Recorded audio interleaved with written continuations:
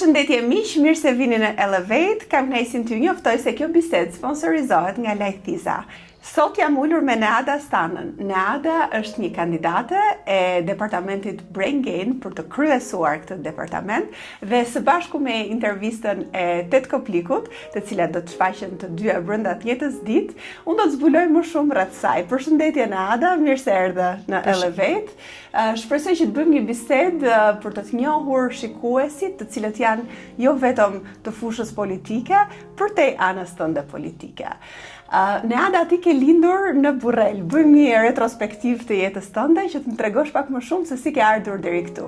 Ti je një e re angazhuar në Partinë Demokratike, megjithatë rrugtimi jot ka nisur më herët dhe nuk ka patur shumë lidhje me politikën, do të thosha. Më trego pak për fëmirin tënde. Përshëndetje Floriana, faleminderit për ftesën. Po unë jam lindur në Burrel, kam lindur në Burrel dhe jam rritur atje deri 18 vjeç. Kam pasur një fëmijë të bukur, do të them, pavarësisht se si të gjithë shumica e familjeve shqiptare, kam pasur babain emigrant edhe në fakt atë e shihja shumë pak gjatë fëmijërisë time. Bile tani që më kujtohet se më ktheve shumë pas në kohë, kur babi iku fillimisht në Itali si emigrant, kisha diku 3 vjeç, 4 vjeç, edhe kur u kthye pas 2 vitesh, 3 vitesh, unë nuk e kam njohur atë. Edhe kjo ka qenë diçka që ka shënjuar atë, domethënë, fëmijërinë time edhe rëndësinë e prindit. Na ka rritur babait në prezencë, domethënë në shtëpi. Na ka rritur mamaja im është një heroin që ka rritur 4 fëmijë, Wow. duke pasur bashkëshortin emigrant, i cili në atë kohë vinte 2 herë në vit. Bile kur ka ardhur në atë kohë edhe iku edhe kur u kthye, ne ishim tek Daja në fshat, se kishte dasmë Daja edhe e mbaj mend që realisht nuk e kemi njohur babain, se nuk ishte koha si sot që ishin videokiamatat ose mund ta shije, fliste një herë në javë edhe A flisin telefon me të? një herë në javë ishim edhe ka qenë një telefon që ka pasur një komshi lart edhe ne duhet shkonim te komshia për të folur. Se ka qenë koha e tillë, shumë vite përpara. Ka qenë sfiduese besoj për mamin që të rrisi 4 fëmijë e vetme. Shumë ka qenë se ne ishim unë jam binjake, edhe të kesh 2 fëmijë për një herë, bashkëshorti një aty si mbështetje, është shumë e vështirë. Pastaj lindët e 2 të tjerë që po afër me diferencë moshe dhe ka qenë tmerrsisht shumë e vështirë. Ti ke jetuar në qytetin e Burrelit, megjithatë fshatin e ke patur gjithmonë dashurinë tënde, sidomos fshatin e babit. Më trego pak për fshatin dhe pse ky pasion për të. Unë kam lindur në Burrel, po kur më pyesin që nga je, unë them fshatin e babit, që është Remulli. Është një fshat shumë i bukur, unë gjithmonë e kam dashur, edhe kur mbaronte shkolla, unë mezi prisja të mbaronte shkolla që tikja në fshat. Shkoja disa javë te gjyshja nga ana e mamit, pastaj shkoja në fshat e Xhaxhaj në Remull. Remulli në fakt është një fshat tmerrsisht i bukur që ju ftoj edhe ta vizitoni. Ka ca male, pyje, është kaq i madh sa nuk mund ta vizitosh brenda një dite. Shtëpitë janë shumë larg njëra tjetrës, por është fikse ajo natyra që të jep energji. Edhe mua më kanë pëlqyer shumë edhe natyra, por edhe traditat, se nga jam unë ruajnë akoma. Për shembull, kujtoj kur ishim në fshat tek gjyshja, ka pasur një kull, edhe një dhomë e kësaj kulle ka qenë komplet me sexhade dhe kishte vetëm një xhak të madh, edhe njerëzit uleshin rreth kullës, edhe nuk kishte divana, e kanë ruajtur ashtu siç ka qenë më përpara. Edhe unë sa e shkoja te gjyshja, nuk shkoja te dhomat e tjera që ishin të mobiluara normalisht të gjitha, po shkoja te koda, shkoja te kulla. Edhe sot tani që është prishur edhe me keqardhje se mërzitem shumë sepse është rindërtuar shtëpia, por ajo më ngjallte realisht emocion. Është shumë bukur në fakt që ruan gjithë këto kujtime dhe e vlerëson fëmijërinë, edhe pse me siguri që nuk ka qenë e thjeshtë. Babi ka qenë larg edhe mami është munduar me të gjitha mënyrat që juve t'ju japi një fëmijëri të lumtur, por nga ana tjetër, domethënë mban mend sakrificat e saj apo ishte gjithmonë pozitive dhe pranuese e situatës që kështu ishin gjithë, emigrant kishte plot edhe jeta do të vazhdonte kështu. Mbaj mend që ne kur ishim fëmijë nuk e kemi ndjer as pak këtë gjë. Do të thënë mendonim që gjithë janë një lloj, po kjo tregon forcën që kishte mamaja ime në këtë rast për të na mbuluar këtë pjesë. Se kur e mendoj mamaja ishte vetëm 24 vjeç. Oh wow. Kështu që të jetosh 24 vjeç pa bashkëshortin pranë dhe të rrisësh fëmijët ishte shumë e vështirë. Edhe pastaj unë si fëmijë mbaj mend që kur vinte babi vinte 2 herë në vit nga 15 ditë. Dhe në 5 ditë na duheshin që të mësoheshim që ka ardhur babi në shtëpi. Edhe ka qenë realisht shumë e vështirë dhe tani që mendoj them mamaja ime është një heroin. Edhe babai sa e ka mbajtur një familje duke punuar veç ai dhe shumë e vështirë edhe për atë që ka qenë larg në emigrim dhe pa ne. Je rritur me një motor binjake. Po. Si ishte të rritesh e të? Do jeni njësoj në natyrë apo të ndryshme? Jemi njësoj në pamje, po jo në natyrë, jemi komplet të kundërta. Ajo nuk pëlqen gjëra që bëj unë dhe unë s'do bëj atë që bën ajo. Motra ime po binjake, kur ishe vogël nuk më pëlqente, me thënë të drejtën, se ishte kjo ndjesia që nuk ke identitet, se nuk është se njiheshim ne Ada ose Ana, se mua më thrasin edhe Ada, ose Ada edhe Ana, po njiheshim binjaket. Okay. Edhe në Burrel jeni ato binjaket? Ke pasur ëndrat mëdha për të vazhduar jetën në Tiranë, për të shkuar jashtë shtetit në atë kohë, çfarë synoje kur ishe më e vogël? Po themi sepse ti ke bërë edhe gjimnazin në Burrel, pra 18 vite ke jetuar atje. Çfarë ëndrash kisha atëherë? Unë atë kohë kisha ëndër të bësha arkeologe.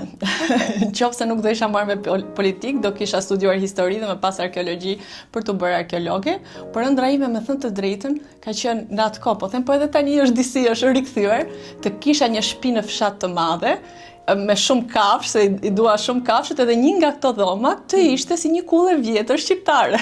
Edhe shpresoj që një ditë ta arri këtë, që kur të kem shtëpinë time, një dhomë ta kem tamam tradicionale shqiptare me një xhak gjigant. Shumë e bukur kjo. Mbas shkollës tënde të mesme, ju emigruat të gjithë tashmë si familje në Itali. Po. E kishit menduar më përpara që të shkonit atje? Pse mbasi mbaruat gjimnazin? Në fakt babi që kur ka ikur, si fillim iku me idenë për të kthyer, po pastaj mendoj që na merrte të gjithë vastet ta vendosnim bashkarisht. Por nuk na eci me dokumentat, janë ndjegur disa herë për fat të keq, edhe pastaj ne po rriteshim. Gjimnazia aty është 5 vite, edhe babi e pati arsyeshme në atë kohë që tha mbarojeni dhe gjimnazin, se u hapën vizat edhe ishte më lehtë për të shkuar dhe për të nisur dokumentat nga atje.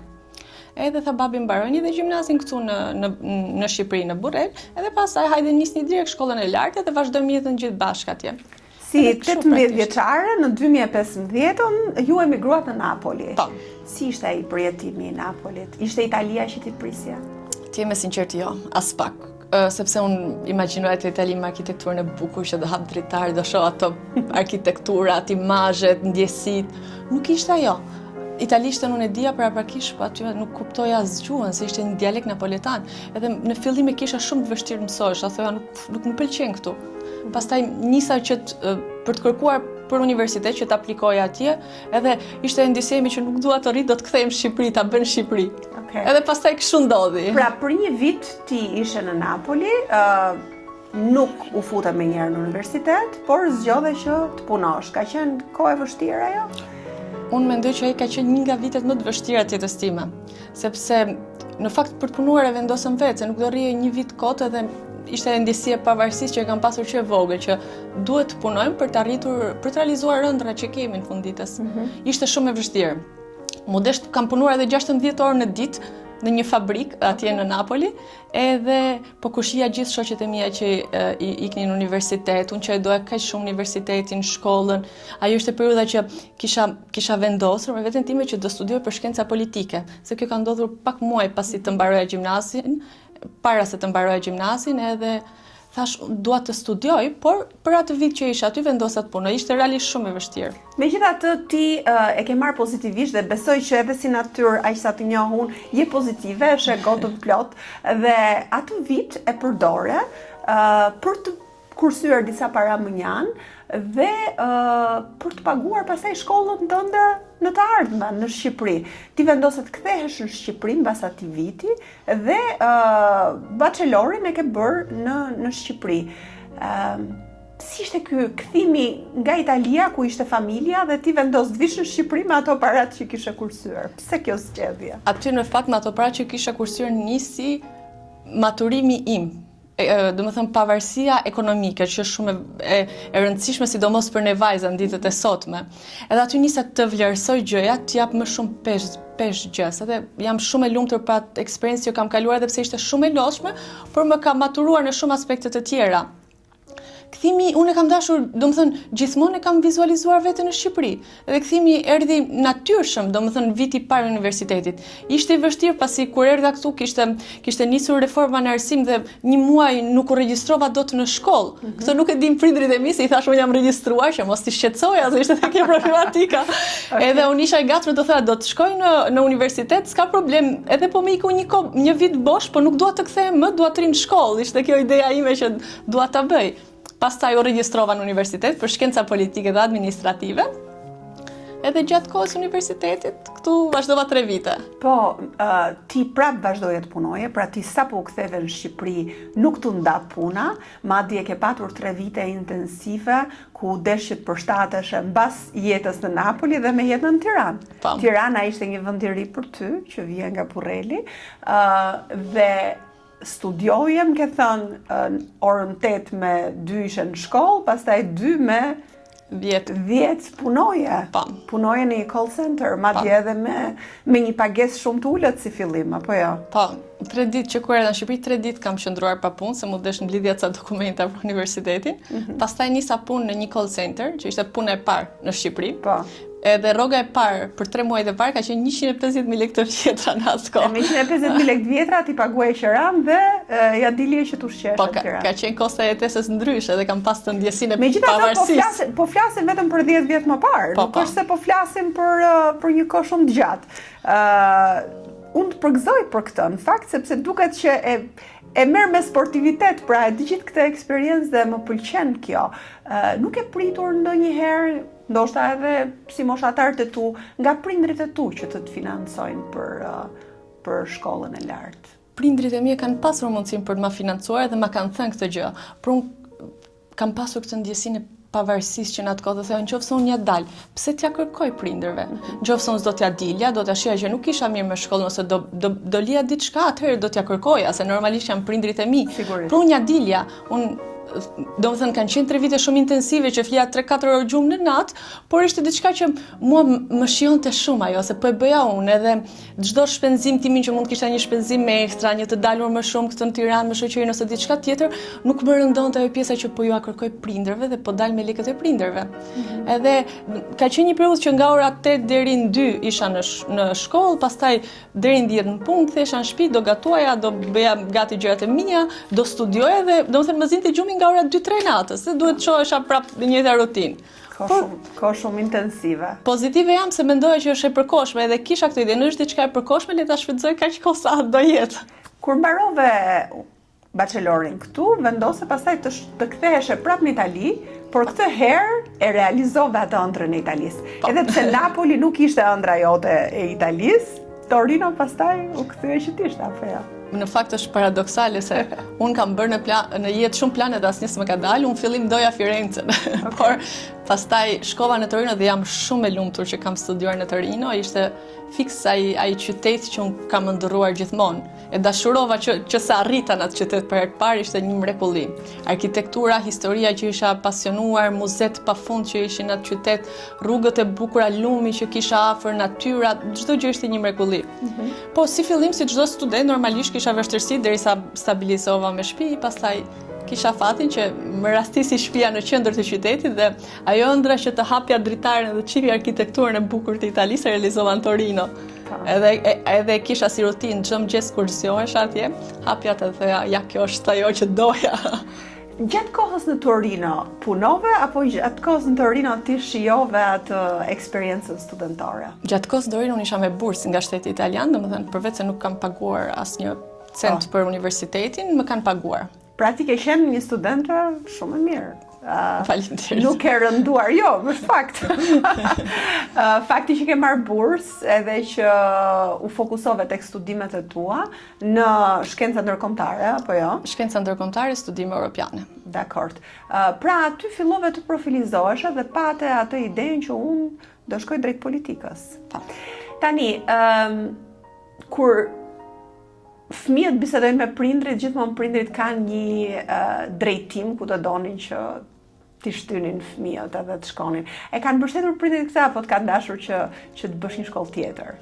prindrit e mi si fillim nuk e kanë mbështetur në aspektin se duke ardhur nga një familje thjesht që jam shumë krenare për këtë, por mendonin që për të hyrë në politik duhet kesh kontakte politike, njohje, pikërisht. Edhe babai më tha që mos ju fut shkencave politike, por futu çdo lloj shkolle tjetër dhe shkollës së arteve për pikturë, se kam dorë për pikturë.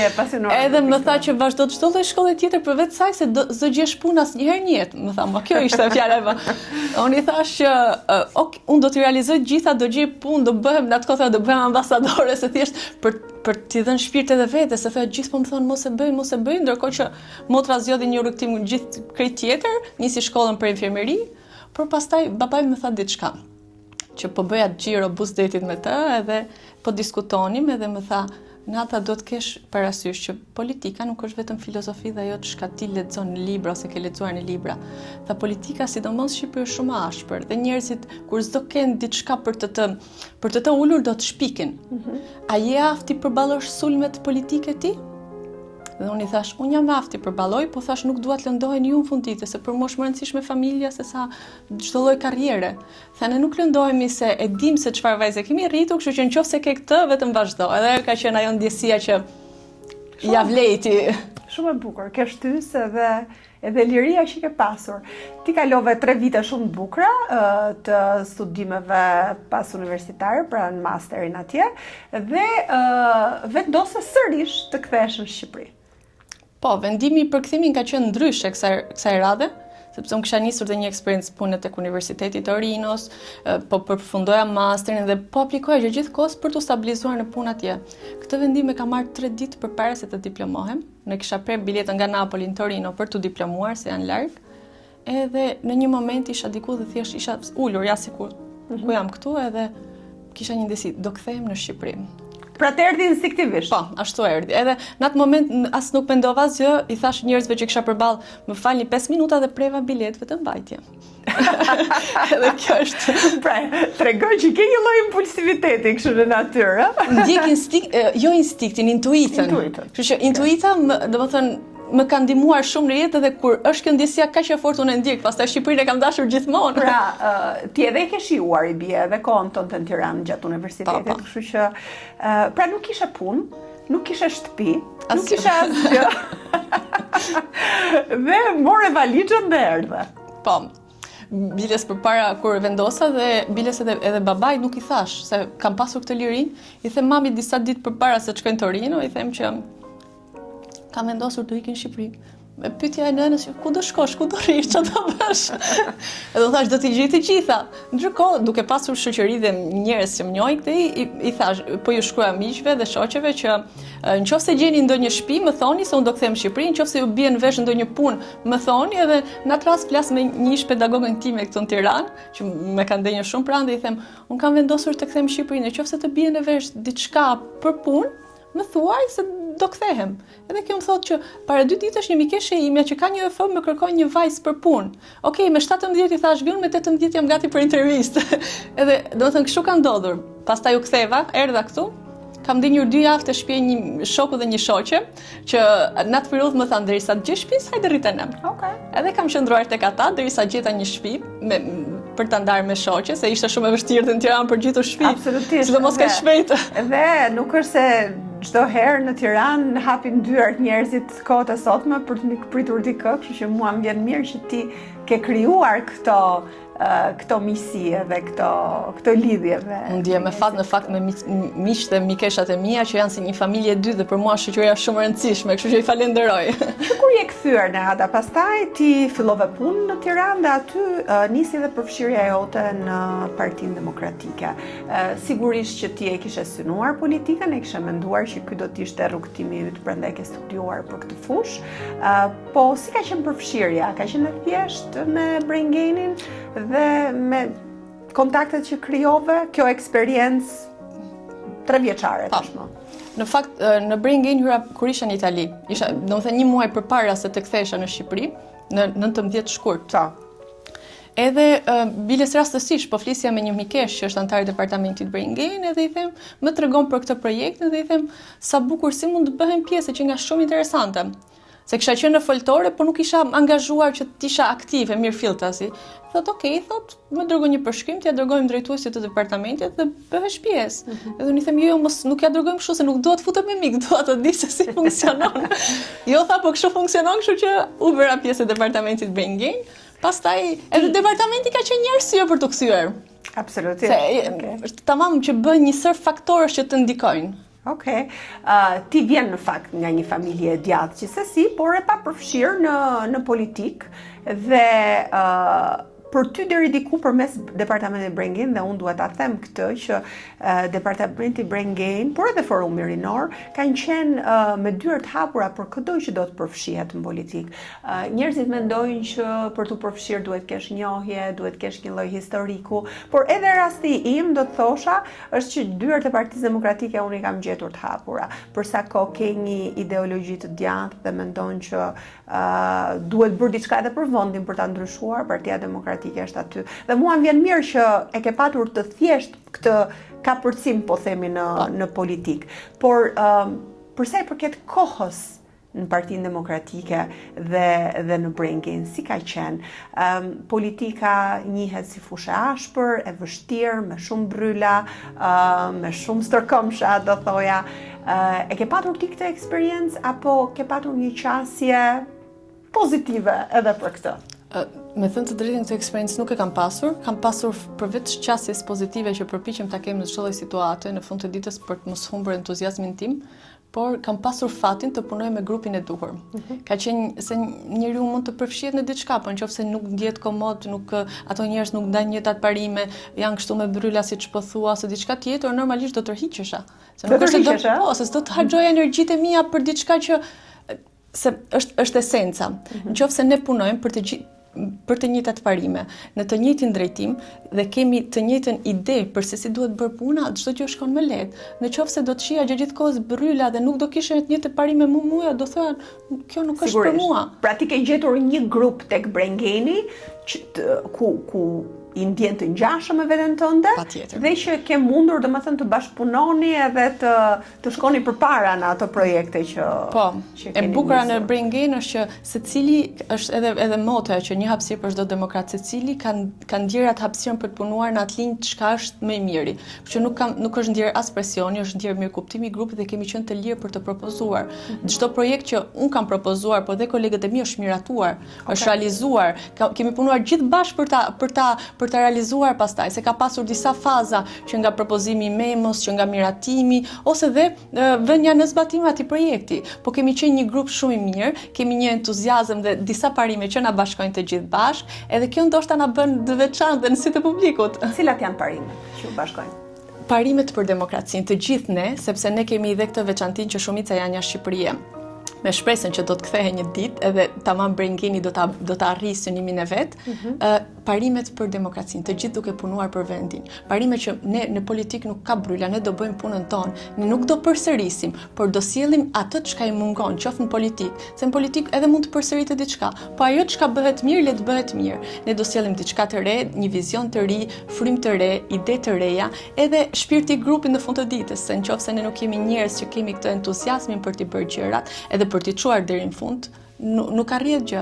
Të gjithë duam një Shqipëri më të mirë dhe që të kthehemi. Mua më pëlqen kjo qasja jote, shumë pozitive, më pëlqen gjithashtu që pavarësisht se ti e bën të duket shumë e thjeshtë, nuk ka qenë, sepse unë e di se si është politika, por më pëlqen qasja jote anashkaluese e problemeve deri diku dhe të parit të gjërave me mënyrën tënde.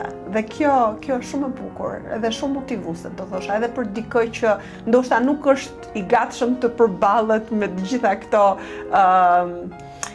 konfrontimet, do thosha. Unë kam parim këtë gjë. Por më trego pak, sepse për ata që nuk e din, Brain Gain është vërtet një departament që është shumë aktiv dhe ti përveç punës tënde që ke tani, ti je në Universitetin Zonja e Këshillit të Mirë, në pjesën e administratës, me një punë me kohë të plot, por gjatë këtyre viteve ti ke qenë shumë angazhuar, edhe politikisht. Ke qenë angazhuar me Brain Gain, sa kohë ka marrë ky angazhim me këtë departament? Nuk e llogaris me kohë, ka marrë shumë kohë, po ka marrë kohën që unë kam dashur t'i jap në fund të ditës. Okay. Kështu që ka marrë shumë kohë produktive, se në momentin koha llogaritet edhe me çfarë arrin. Sigurisht. Kështu që ka marrë shumë kohë, shumë energji. Keni organizuar shumë aktivitete, shumë evente, publikime, botime, dhe një gjë shumë e bukur ka qenë që ti fushatën e fundit e ke shijuar shumë, edhe pse rezultati nuk ishte ai që prisnim, por e ke shijuar sepse ke arritur që të lëvizësh edhe të takosh të gjithë kandidatët duke i propozuar bashkë me anëtarët e tjerë të departamentit edhe një mënyrë se si ta bëjnë emrin e tyre më të njohur. Po, ne kësaj gjatë këtyre zgjedhjeve kishim edhe projektin Kërkon ndihmë pranon ndihmë, që gjithë kandidatët që na kërkuan ndihmë si departament bënim takime që i propozonim ishim në mënyrën e PR-it ose si mund të transmetohen te publiku, slogane të ndryshme që kanë qenë slogane shumë të bukura që kemi gjetur dhe kemi pasur mundësinë të lëvizim në gjithë Shqipërinë. Edhe kjo na personalisht më ka dhënë një energji shumë të madhe, që nga takimet me kandidatë që kam njohur njerëz të mrekullueshëm në çdo cet të Shqipërisë, nga Shkodra në Sarandë, edhe ka qenë tamam energjizuese. Pastaj kur nisi fushata që për mua ka qenë e mrekullueshme dhe një nga periodat më të bukura, që ishim gjatë gjithë kohës që nga hapi fushatës deri te mbyllja e fushatës, edhe mua në fakt më pëlqente të rija ose mbrapa skenit që të shiha gjithë njerëzit dhe ta perceptoja energjinë e njerëzve, ose nganjëherë shkoja edhe rija në mes të njerëzve në fund, që ulesha dikush më fliste, më pyeste, tregonin historitë e tyre, kryesisht zotrinjtë e mëshuar që shihnin shpresë të rinia. Edhe në ato momente kam kuptuar se pse unë e dua këtë gjë dhe pse dua të bëj politik. Kontakti me njerëz, unë realisht kam marrë një energji të papërshkrueshme gjatë fushatës, bile për ca arsye për 3-4 ditë nuk arrita të shkoj dhe u mërzita shumë, e ndishja nga ekrani dhe thoja sa keq, doja të isha aty. Ishte një gjë shumë e bukur. Dhe tani vjen momenti që bëhen zgjedhje sërish në departamentin Brain Gain. Më vjen mirë për faktin që departamenti Brain Gain gjithmonë ka qenë pareroj, do thosha, edhe asaj që duhet të ndodhi në një parti demokratike. Dhe zgjedhjet janë absolutisht një manifestim demokracie. Ju bëni zgjedhje sërish, dhe ti bëhesh kandidate për ta drejtuar këtë departament bashkë me kolegun Tedi Kopliku. Nga 3 vjet antare vendose që të kandidosh për ta drejtuar. Pse? Në fakt më përpara, ti me sinqert nuk e kam menduar si gjë. Deri shumë para pak kohësh, ditën e fundit e kam vendosur, ka qenë ditë e fundit për të kandiduar. Në ato moment kisha këto dyshimet e mia, a mund ta bëj, do të jem e aftë, do kem aftësi menaxhuese sepse drejtuesi aktual që është Andi ka harxuar shumë kohë, shumë impenjim dhe shumë energji. Dhe thoja që a jam e gatshme unë jam angazhuar, po jo kaq shumë. T'jap kaq shumë, domethënë, edhe do mundem. Edhe në ditën e fundit unë e mora këtë përgjigje me veten time, se nganjëherë ca pyetje duhet jemi të qartë me veten, pastaj të shpalosim me kolegët, me publikun dhe gjithta. Dhe unë ditën e fundit e mora këtë përgjigje, thash, po unë mund t'ja dal. Unë jam angazhuar 3 vite, edhe kjo është periudha që kam edhe kohë që mund, se duke mos pasur angazhime të tjera, kisha edhe kohën fizike për t'u marrë. Thash, po unë dua të bëhem drejtuese departamentit. Pra, angazhime të tjera, po themi drejt, nuk ke një familje ende, nuk ke fëmijë. Po.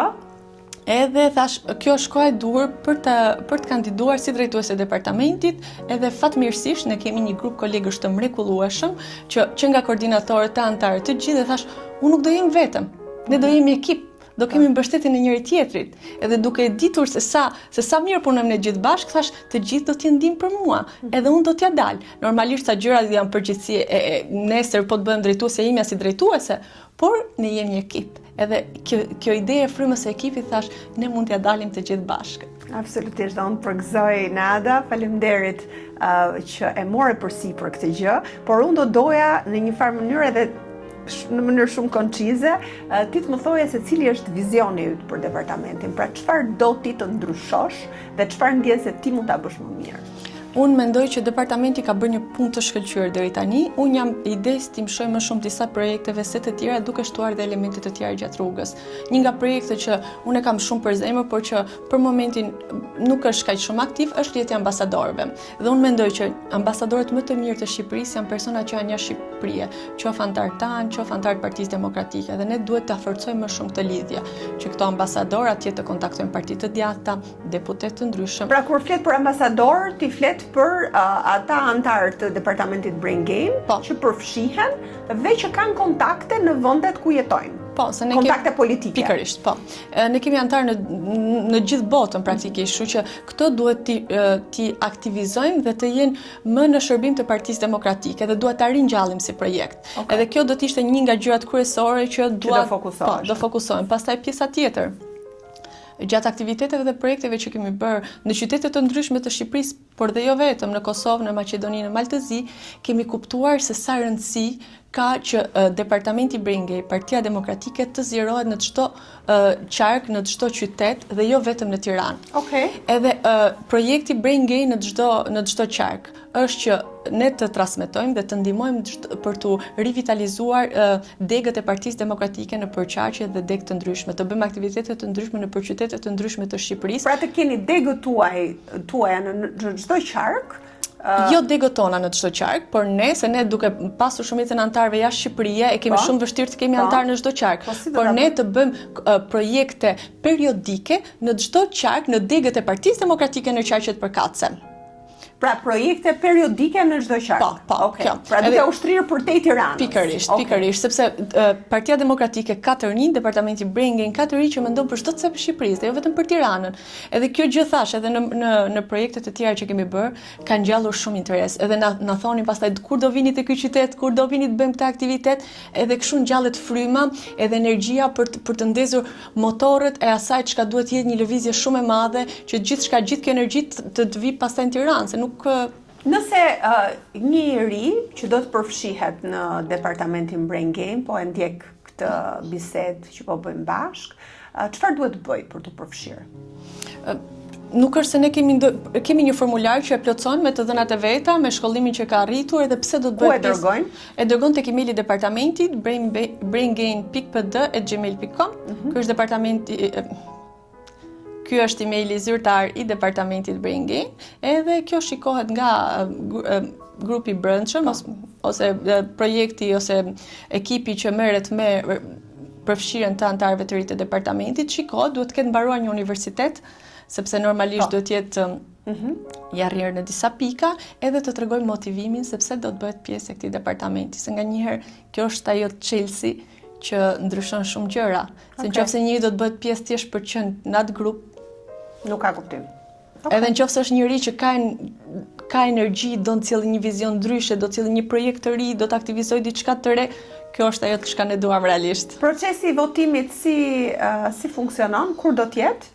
Ne kemi bërë në fakt debate, është hapur fushata ka disa ditë, edhe kemi bërë debatin e parë të premten e kaluar, një debat ku kishim fatin të kishim edhe kryetarin e Partisë Demokratike zotin Sali Berisha edhe antarët e departamentit Brain Gain, ku na u bën pyetje të dy kandidatëve, mua edhe kolegu Tet Kopliku, në lidhje me programin, në lidhje me çfarë vizioni do sillim ndryshe, dhe pyetje të ndryshme për të ngjallur këtë debatin dhe diskutimin mes nesh, që edhe antarët e departamentit të kenë disa përgjigje për të bazuar votën e tyre kur të jenë zgjedhje. Do bëhet një debat i dytë me datë 26, edhe pas këtij debati do të hapet votimi dhe ky votim do të rritë deri të nesër, praktikisht diku te 24 orë.